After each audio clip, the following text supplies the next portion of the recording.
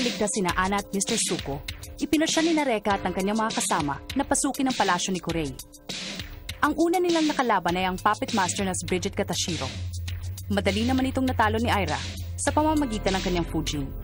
Sa pagkatalo ni Bridget, nakakita sila ng isang bagong kaibigan sa katauhan ni Lola Morikawa. Habang papalapit sa kanilang layunin, nakaharap naman ang grupo ang susunod nilang makakalaban, si Tadeo.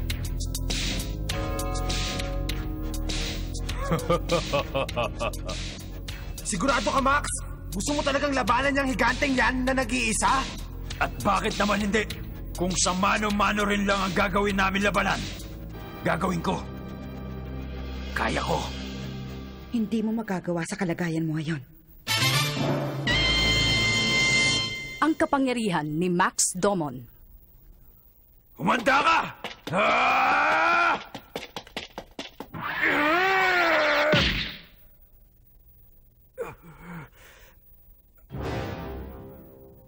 Walang nangyari ni hindi man lang kumurap ang kalaban ng sinuntok siya. Ganun ha?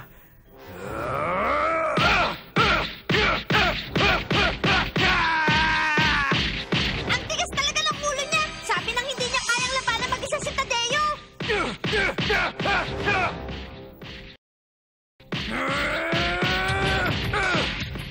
Hindi. Tingnan mo mabuti.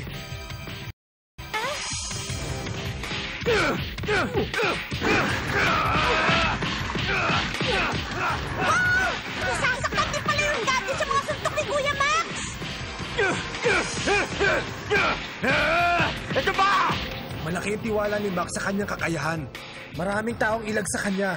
Kaya nga tinawag siyang Raging Max. Gusto ni Reka na maintas si Ana. At ganun din si Aira. Yun din ang gusto ko!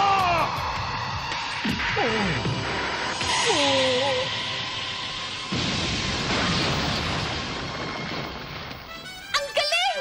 Ngayon mo lang pinakita ang pambihira mong lakas, Max! Wow! Ang galing-galing mo talaga, Kuya Max! Siyempre naman, hindi ako tatawaging Raging Max sa eskwelahan kung puro forma lang ang ginagawa ko. Sabi nila 200 taong ka raw nakulong. Siguro nalimutan mo mag-exercise kaya taba na tuloy pumalit dyan sa mga muscle mo. Ang laki mo pa naman.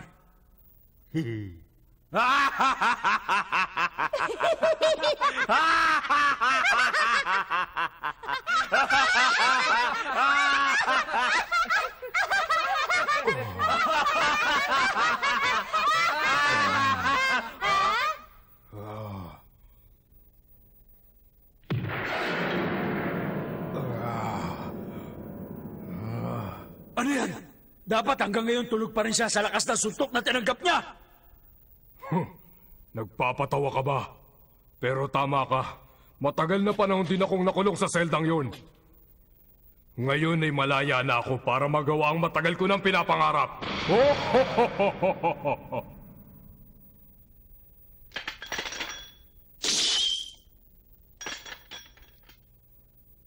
Matagal ko ng pangarap ang makadurog ng katawan ng tao. Tingnan nyo! Ang mga bato!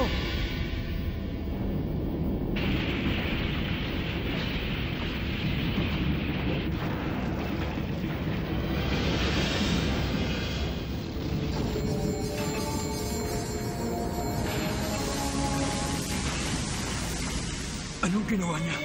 Ang mga patong nadurog dumidikit sa kanyang katawan. Ano bang klaseng mahiwagas ang datang hawak niya?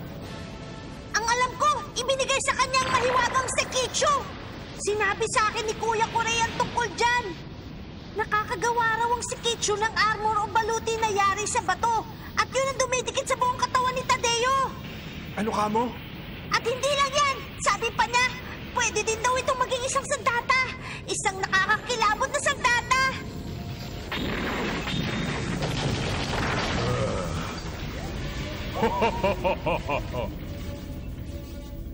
Ngayon, sino sa inyong mga payaso ang gustong mauna para maging bangkay na? Bawiin mong sinabi mo, higanting totoy ba to? Huwag kang masyado magyayabang. Kahit tapalan mo pa ng semento yung mga bato mo, wala akong pake dahil utak biya ka pa rin. Kahit kailan, hindi ako natakot sa pagbumuka mo dahil ako na tatapos sa'yo! Wag! Yeah!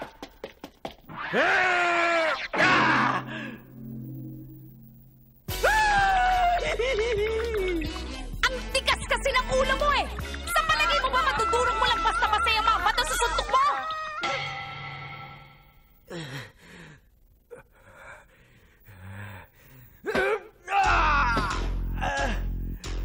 Tama na! Gustong-gusto mo talaga akong kalabanin, ano? Siguro hindi ka masaya kaya gusto mo nang mamatay. Huwag kang mag-alala. Pagbibigyan kita!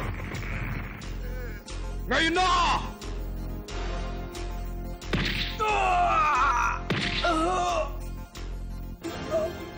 Ngayon ko kailangan ng tulong mo.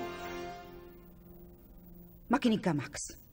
Kung balak mo rin sumama kay Rekka para iligtas si Ana, may isang bagay ka pang kakailanganin. Para sa naman yan? Ito ay mahiwagang sandata. Ang singsing ni Saturn. Ha? Mahiwagas ang data na to? Tandaan mo, ang bawat mandirigma ni Kurey ay may taglay na mahiwagang sandata. Kailangan gawing patas ang laban dahil hindi kayo mananalo kung wala kayong mahiwagang sandata. Di ngayon meron na akong singsing ni Saturn. Hindi na makakaporma ang mga alagad ni Kurey. Kayang-kaya ko na sila. Hindi, Max. Sa kalagayan mo ngayon, hindi mo pa rin sila kayang talunin kahit may mahiwagang sandata ka pa. Ano? Ang galing at kapangyarihan ng isang sandata ay nakasalalay sa may taglay nito. Ang mga sandatang ito ay may sariling pag-iisip at alam nila ang hangganan ng lakas at kakayahan ng nagmamay-ari sa kanila. Sila rin ang pumipili sa inyo. Bakit mo pa ako binigyan ng mahiwagang sandata? Nasa iyo, Max, ang kakayahan. At kung nais mong maging bihasa sa paggamit nito, nasa iyo yan. Ikaw ang bahalang magpasya. Ako ang bahalang magpasya.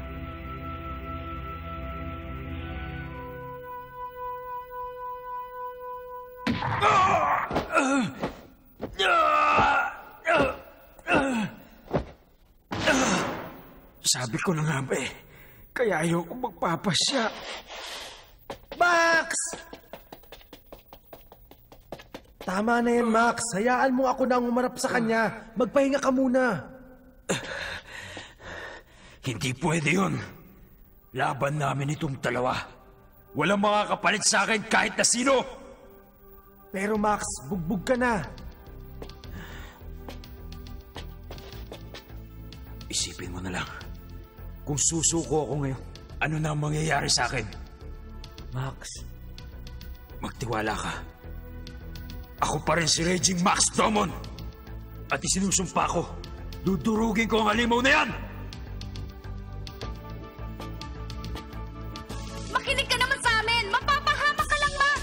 Dahil wala kang kalaban-laban dyan sa higanteng yan!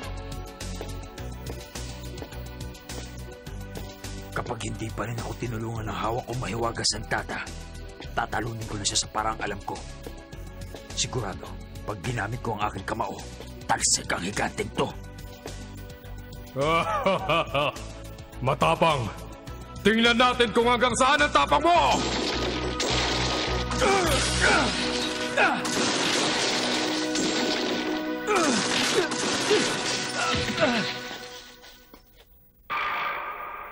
Tapos ka na! wag! Lumilipad si Tadeo? Takbo na, Max! Magdasal ka na!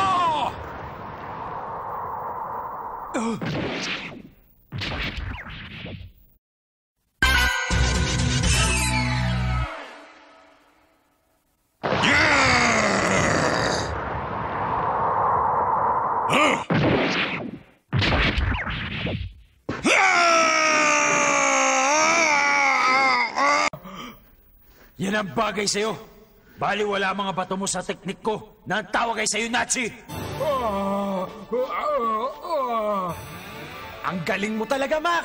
Wala na makakatalo pa kay Max! Tumaas na ang respeto namin sa'yo! Oras na para tapusin ang laban na ito. Durog ka sa akin ngayon! Ikaw ang durog ngayon!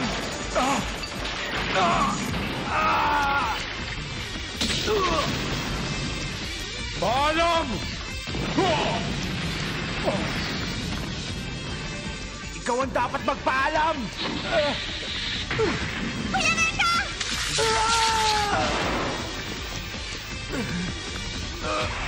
Ako naman ang harapin mo! Ito ang tikman mo! Tama na! Huwag mo na siya idamay!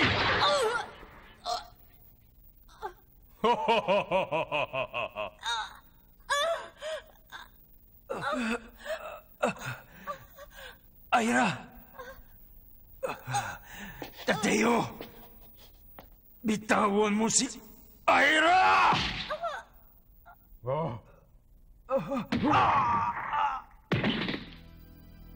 Tigilan nyo na, dahil wala rin namang mangyayari. Walang makakawasak sa aking baluti!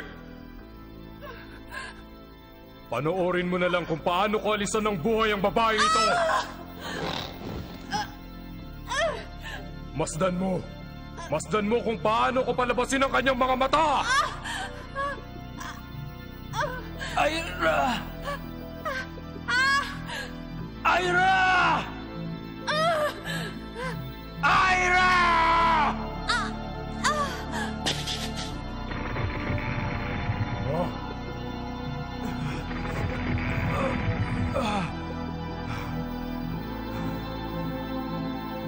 Tigas ka, ha?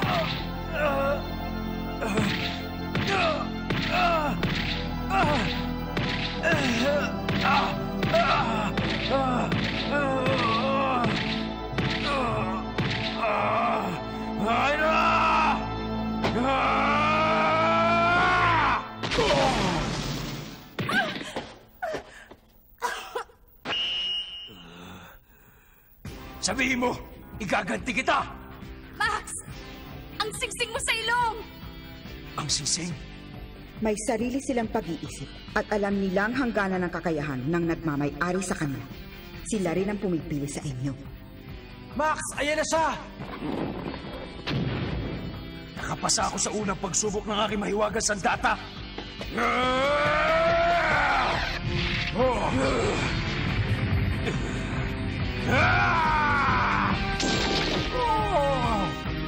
Tapos ka na!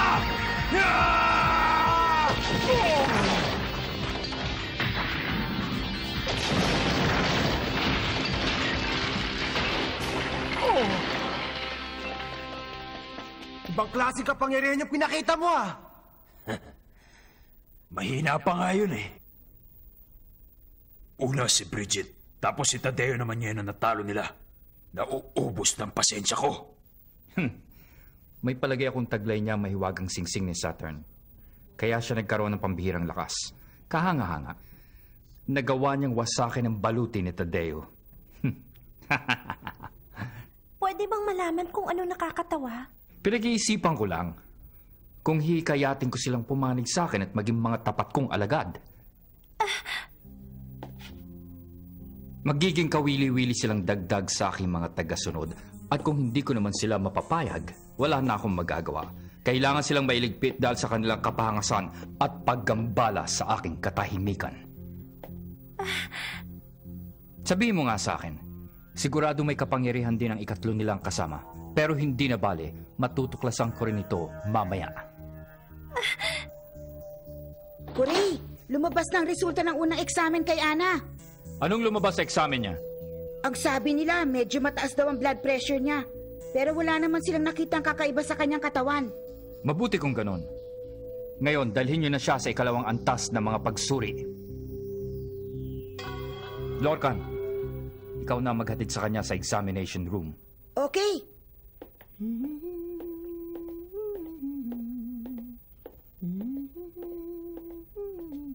Ano bang nangyayari sa'yo? Mukhang masaya ka yata. Masaya na ako dahil darating na mga kaibigan ko at ang magiting kong kabalyero para iligtas ako. Kabalyero? Oo naman. Malaki ang takot na nararamdaman ko lalo na pagkaharap ko si Kuray. Pero pinipilit ko pa rin maging matatag para sa kanila. Malakas ba yung sinasabi mong kabalyero? Oo. Hindi lang yon, matapang pa.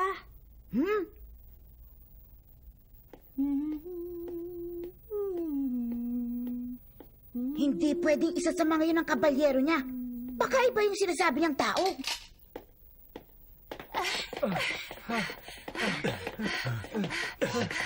Reka, sa kwarto ba nila tinatago si Anna at si Mr. Suko?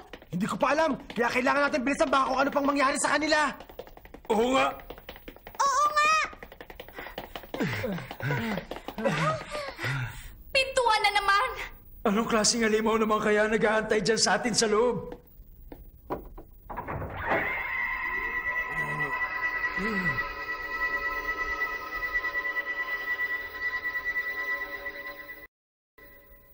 Hello? Ah, si Lorcan! Ikaw? Ikaw yung buwisit na dumukot sa prinsesa ko at kay Mr. Suko. Sabihin mo kung saan mo dinala ang prinsesa ko. Eh kung hindi ka ba naman pala sira eh. Bakit ko naman sasabihin sa'yo eh ako na nga kumidnap sa kanya? Gusto mo, Reka, palabasin ko sa kanya mga sagot sa tanong mo. Sige nga! Wala akong pakialam kung mas bata pa siya!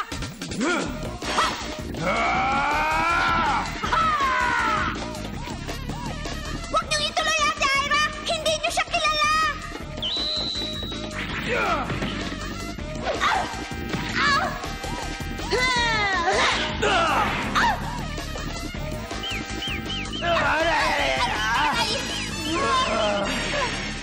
Max! Ira!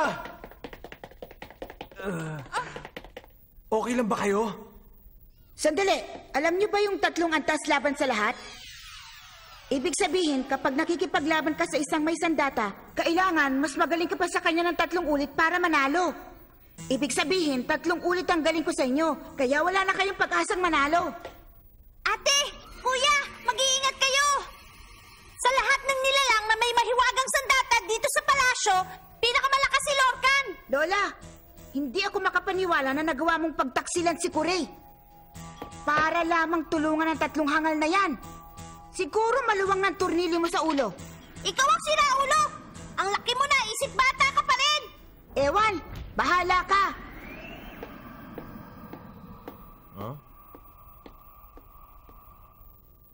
Oo nga pala, hindi sa iniinsulto ko kayo pero ayoko nang lumaban sa inyo, mababagot lang ako. Ano? Halika nga rito para makita mo hinahanap mo! Sige, laban! Sige, laban! Sa totoo lang, nakakahiyang pinagagagawa yung 3 eh. Sige, dyan na lang kayo. Alam mo, ha? Hindi ka namin uurungan! Patulang ka na namin! Lagot na tayo! Pag sinara na niyang kwarto, hindi na tayo makakalbas dito! Ako na! Ako na pipigil!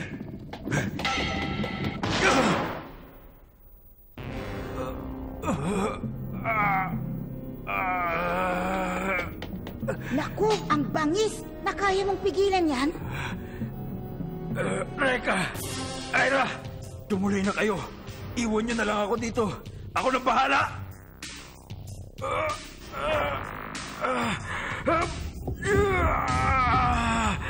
Naku! Naloko na! Nawawala ng bisa ng sisig! Bakit ngayon pa? Max! Ira! Ikaw din? Nasisira na ba kayo ng bayet? Hindi lahat tayo mamamatay ngayon! Kuya Ate! Reka! Ang mabuti pa, umalis ka na! Iwan mo na kami, niintay ka na ni Ana! Tumigil ka nga! Anong akala niyo sa akin? Hindi ako nang iiwan ng kaibigan! Mabubulok tayo dito! Nakakainis naman, pakiramdam ko tuloy ang sama-sama ko na.